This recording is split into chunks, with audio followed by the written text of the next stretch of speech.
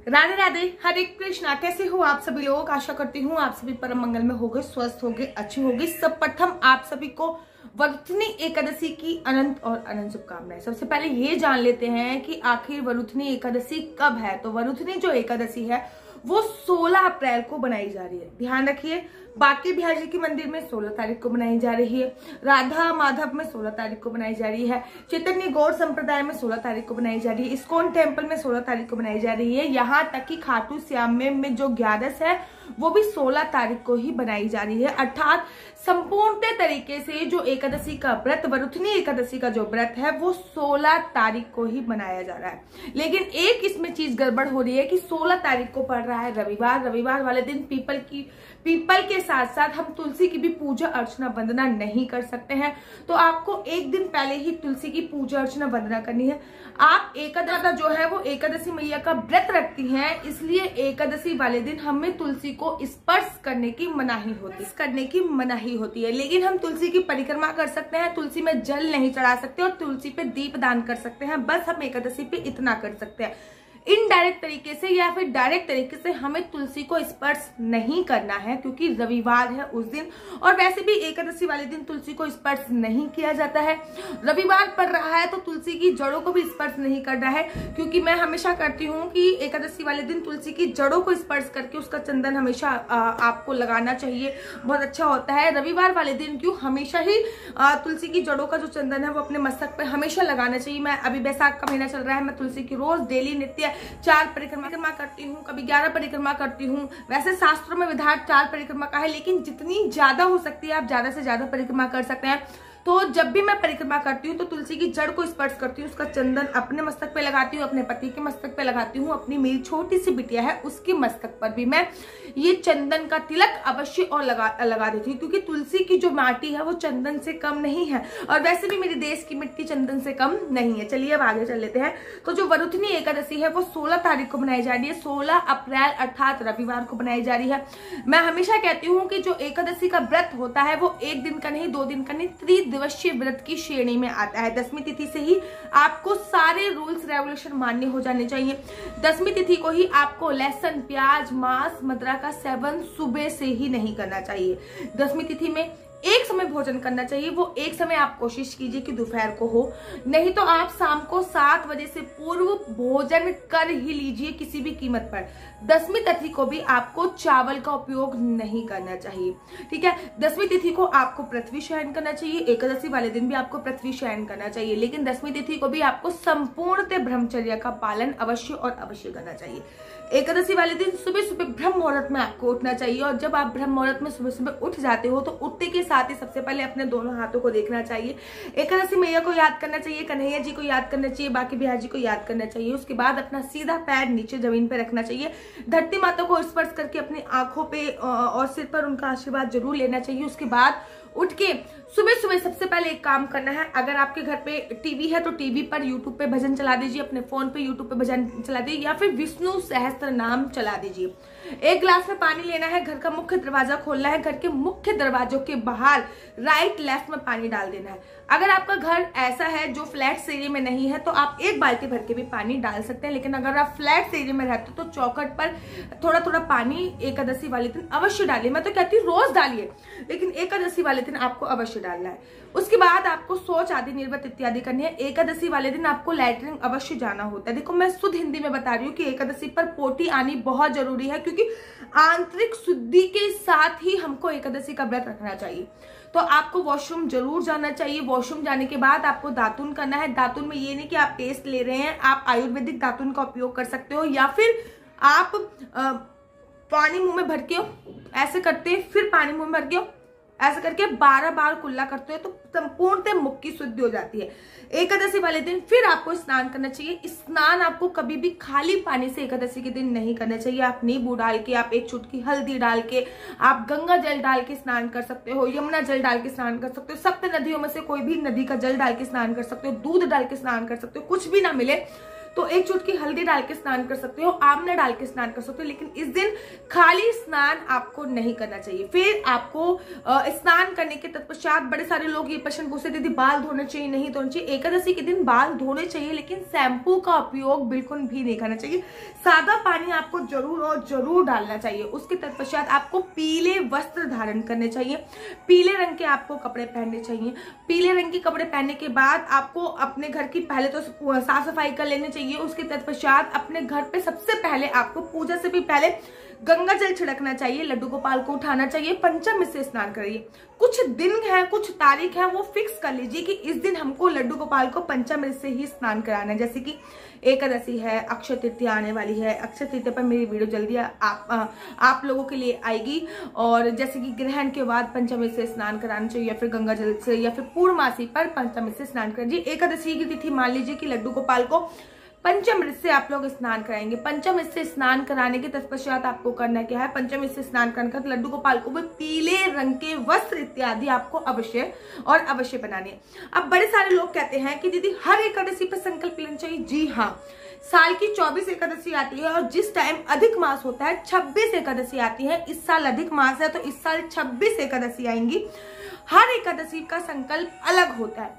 संकल्प जैसे आप एकादशी का व्रत रख रहे हो वैसे ही संकल्प लेना चाहिए। जैसे कि संकल्प लेना बहुत ज्यादा जरूरी है। बड़े सारे लोग कहेंगे दीदी स्वास्तिक उल्टा बना हुआ है, तो ये सीधा स्वास्तिक है। फ्रंट कैमरे से वीडियो बना रही हूँ इसलिए आप लोगों को उल्टा दिख रहा होगा, अन्यथा ये सीधा स्वास्तिक बना हुआ है। हर एकादशी पे संकल्प लीजिए। जिस एकादशी का व्रत जैसे रख रहे हैं आपको संकल्प वैसे लेना है। मान लीजिए आपने निर्जला व्रत रखा है, तो आपको व्रत में जब आप संकल्प ले रहे हो तो बोलना पड़ेगा कि मैं निर्जला व्रत रख रही हूँ। अगर आप कुछ फलाहार से व्रत रख रहे हैं तो आपको ये बोलना पड़ेगा मैं फलाहार खा के व्रत रख रही हूँ। व्रत में क्या क्या खा सकते हैं, क्या क्या नहीं खा सकते हैं, इसकी वीडियो आज शाम को आपको 8 या 9 बजे मेरे YouTube चैनल पे मिल जाएगी कि एकादशी के व्रत कितने प्रकार के होते हैं, कैसे कैसे रख सकते हैं, और एकादशी के व्रत में क्या खा सकते हैं, क्या नहीं खा सकते। तो ये वीडियो आज ही रात को मेरे YouTube चैनल पर आपको 8 साढ़े 8 बजे के बीच में अवश्य और अवश्य प्राप्त हो जाएगी। उसके बाद आपको व्रत का संकल्प लेना है, और व्रत का संकल्प लेने से पहले सबसे पहले देखिए, वैसे तो चावल के साथ संकल्प लिया जाता है, लेकिन एकादशी पे चावल का उपयोग नहीं किया जाता। तो फिर आप एकादशी पर पुष्प का, सुपारी का उपयोग कर सकते हैं, 1 या 2 का सिक्का का उपयोग कर सकते हैं। बड़े सारे लोग कहते हैं कि जो हमने संकल्प के लिए सामान लिया है उसका क्या करना है। जो आपने लोटा ले रखा है उस लोटे में वो संकल्प का सामान डाल देना है, और वो सारा संकल्प का सामान जो है सूर्य भगवान को जल चढ़ा देना है उस पानी से। और जो पानी के अंदर जो संकल्प का सामान बच जाए, जो पैसा है वो उठा लेना, जो सामान सुपारी इत्यादि है वो गमले में डाल देना। जो पैसा है उसमें कुछ पैसे और ऐड करके द्वादशी तिथि पर किसी ब्राह्मण को, गरीब कन्या को, या फिर किसी निर्धन को, या फिर गौ माता को चारा अवश्य खिला देना। ठीक है ना, ये करना होता है संकल्प के पैसों से।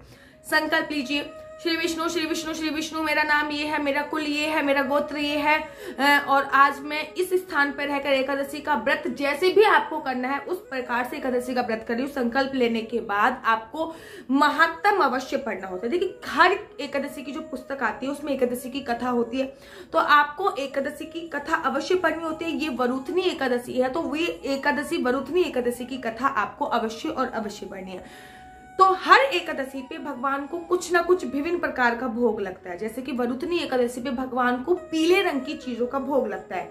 जैसे कि पीली किसी भी मिठाई का भोग लगा सकते हैं आप, पीले रंग के पेठे का भोग लगा सकते हैं, पीले रंग की मिठाई का भोग लगा सकते हैं, पीले रंग की खीर बना के भोग लगा सकते हैं, मखाने की पीले रंग की खीर बना के भोग लगा सकते हैं। अगर पीला कैसे करना तो उसमें हल्का सा 1 चुटकी केसर डाल दीजिए, उससे वो पीला हो जाएगा। पूरे दिन किसी की चुगली नहीं करनी, पूरे दिन किसी की निंदा नहीं करनी। पूजा जैसे ही आपकी विश्राम होने वाली होती है, आपको संकल्प लेने के बाद और कथा पढ़ने से पहले बीच में आपको एक अखंड जोत अवश्य जलानी होती है। आप पूजा ऑयल की अखंड जोत जला सकते हैं, आप तिल के तेल की अखंड जोत जला सकते हैं। अखंड जोत जलाने में भी इस बात का ध्यान रखना है, हल्दी बहुत शुभ मानी जाती है एकादशी के व्रत में, तो हल्दी से आपको अखंड जोत में 1 चुटकी हल्दी अवश्य डालनी है। और जो भी आपकी मनोकामना हो वो आपको अखंड जोत जलाते जलाते हुए अवश्य और अवश्य बोलनी है। अखंड ज्योत कभी खाली नहीं जलाई जाती, उसके नीचे आपको सप्त दल लगा सकते हो, आप रख सकते हो, नहीं तो फिर आप आटा रख सकते हो, गेहूं रख सकते हो, कुछ दालें रख सकते हो, जौ रख सकते हो, चावल का उपयोग नहीं करना। अखंड ज्योत द्वादशी तिथि के पारायण तक जलती रहनी चाहिए, पूरी रात्रि जलते रहे, पूरे दिन जलते रहे, जो भी आपकी मनोकामना हो वो मनोकामना मानते हुए ही आपको अखंड ज्योत जलानी है। आप सूत के धागे की या फिर आप कलावे की अखंड ज्योत जला सकते हो। अखंड ज्योत के साथ एक अलग से पूजा का दिया आपको अवश्य जलाना होता है, जिससे आपको आरती इत्यादि करनी होती है। एकादशी वाले दिन एकादशी मैया की आरती कर सकते हैं और विष्णु जी की भी आरती कर सकते हैं, बाकी बिहार जी की भी आरती कर सकते हैं, सभी एक है, लेकिन एकादशी मैया की आरती अवश्य करनी होती है, जो आपको एकादशी की पुस्तक में इजीली मिल जाएगी कि एकादशी मैया की आरती क्या है। पूरे दिन किसी की निंदा नहीं करनी, पूरे दिन किसी की चुगली इत्यादि नहीं करनी। चुगली इत्यादि करने से आपका एकादशी का जो व्रत होता है वो क्षीण हो जाता है, उसका पुण्य जो है वो आपको नहीं मिलता। पूरे दिन केवल विष्णु सहस्त्र नाम का पाठ करना है, हमेशा हरे कृष्णा कृष्ण कृष्ण हरे हरे, हरे राम राम राम हरे हरे का जाप करना है आपको। और जैसे जिस प्रकार से आपने व्रत किया है आप उस प्रकार से व्रत का पूर्णतः संपूर्ण कीजिए। शाम के समय आपको दोबारा से पूजा अर्चना वंदना करनी है, शाम के समय आपको आरती करनी है, चाहे वो बाकी बिहार जी की हो, चाहे वो विष्णु भगवान की हो। बीच बीच में अखंड ज्योत देखती रहनी है, शाम के समय कथा नहीं पढ़नी होती है। शाम के समय जब आप आरती कर लें तो उसके बाद 2-3 दिए अवश्य जलाइए, एक दिया तुलसी के पास जाके रख के आ जाइए। मान लीजिए कि एकादशी है और रविवार है, तुलसी को स्पर्श नहीं कर सकते, लेकिन फिर भी दिया आप उनके पास तुलसी मैया के पास अवश्य रख के आइए। 2 दिए घर के मुख्य द्वार के बाहर अवश्य और अवश्य रख के आइए। और इस प्रकार से आपको एकादशी का व्रत संपूर्ण करना है। कोशिश कीजिए कि पूरी रात जग सको, ठीक है। शास्त्रों में तो देखिए पूरी रात जगने का विवरण है, लेकिन कलयुग है, इंसान काम भी करता है, तो पूरी रात ना जग सको तो बेसिकली आप 8 बजे सोते हो तो 10 बजे सो जाओ, कम से कम 1 पहर तो जगो। 4 पहर होते हैं पूरी रात में, तो कम से कम 1 पहर तो आपको जगना चाहिए। कोशिश कीजिए इस दिन आप कीर्तन करा लें, या फिर आपके घर में कुछ लोग मिले बैठ जाएं तो कीर्तन कर लें, नहीं तो रात को विष्णु सहस्त्र नाम का पाठ तो करके ही आराम से सोएं। खुद को नहीं आता तो यूट्यूब पे चलाकर सुन के अवश्य अवश्य सोएं। अखंड ज्योत जलती रहने दीजिए। द्वादशी तिथि में इस समय जो व्रत का पारायण का समय है उस समय राहु काल पड़ रहा है, इसलिए ध्यान से सुनने की आवश्यकता है कि राहु काल पड़ रहा है, इसलिए विशेष ध्यान से सुनिए कि वैसे तो व्रत के पारायण का जो समय है वो 5:30 बजे से लेकर 10:30 बजे के बीच में है। 17 तारीख को 5:30 बजे से लेकर 10:30 बजे के बीच में आपको व्रत का पारायण करना है, लेकिन 7:30 बजे से 9:30 बजे तक राहु काल पड़ रहा है। इस समय पे आप व्रत का पारायण नहीं कर सकते हो। इस समय पे आप किसी को दान देने से बचो। इस समय पे आप जो भी दान देते हो वो राहु और केतु ले लेते हैं, उनका कोई पुण्य नहीं मिलता, उनका कोई फल नहीं मिलता। इसलिए कोई भी शुभ तिथि देखो तो इसमें जरूर देखना चाहिए कि राहु काल तो नहीं पड़ रहा है। तो जो आप व्रत का पारायण करोगे तो उस बात का ध्यान रखना है कि 5:30 बजे से लेकर आप 7:30 बजे तक कर लें। 7:30 बजे से लेकर 9:30 बजे का गैप छोड़ दें, इसमें किसी भी प्रकार का कोई पारायण नहीं कीजिए। फिर आप 9:30 बजे से लेकर 10:30 बजे के बीच में भी व्रत का पारायण कर सकते हो। तो मैंने 2 समय बताए व्रत के पारायण के, 5:30 से 7:30 और 9:30 से 10:30। जब भी आपके पास समय मिले तब आप इस समय में से व्रत का पारायण कर सकते हैं। व्रत के पारायण में भी सुबह सुबह जल्दी उठना होता है और सबसे पहले लड्डू गोपाल को स्नान कराना होता है। लड्डू गोपाल को स्नान कराने के तत्पश्चात आपको लड्डू गोपाल के चन्नामृत का पान तो कर लेना होता है। फिर आपको कुछ चावल बनाना है, तो चावल की चीज ही बनानी चाहिए। आप खीर बना सकते हैं, पहले बाकी बिहार जी को, लड्डू गोपाल को अपने मंदिर में भोग लगाइए। उसके तत्पश्चात किसी गरीब को, किसी कन्या को या फिर किसी निर्धन को वो आपको जरूर और जरूर वो चीज खिलानी होती है, उसके बाद खुद खानी होती है। अब बड़े सारे लोगों को कुछ लोग मिलते नहीं है पारायण के लिए, तो हम लोग फिर पारायण कैसे करें? अगर आपको कोई लोग नहीं मिल रहे हैं पारायण के लिए तो आप फिर इस प्रकार से पारायण कर सकते हैं। आप वो जो चीज लड्डू गोपाल, बाल गोपाल को आप लोग खिला रहे हैं वो चीज को खाकर आप पारायण कर सकते हैं। अगर आपको कोई नहीं मिल रहा तो आप गौ माता को चारा खिला के पारायण कर सकते हैं, किसी को पैसे देके पारायण कर सकते हैं। पैसे उठा के, अमाउंट उठा के रख लीजिए, या फिर घर पे कोई काम वाली आ रही है उसको खाना खिला के भी पारायण कर सकते हैं। तो इस प्रकार से आपको व्रत का पारायण करना होता है। तो संपूर्णतः व्रत रखने का प्रोसीजर ये होता है।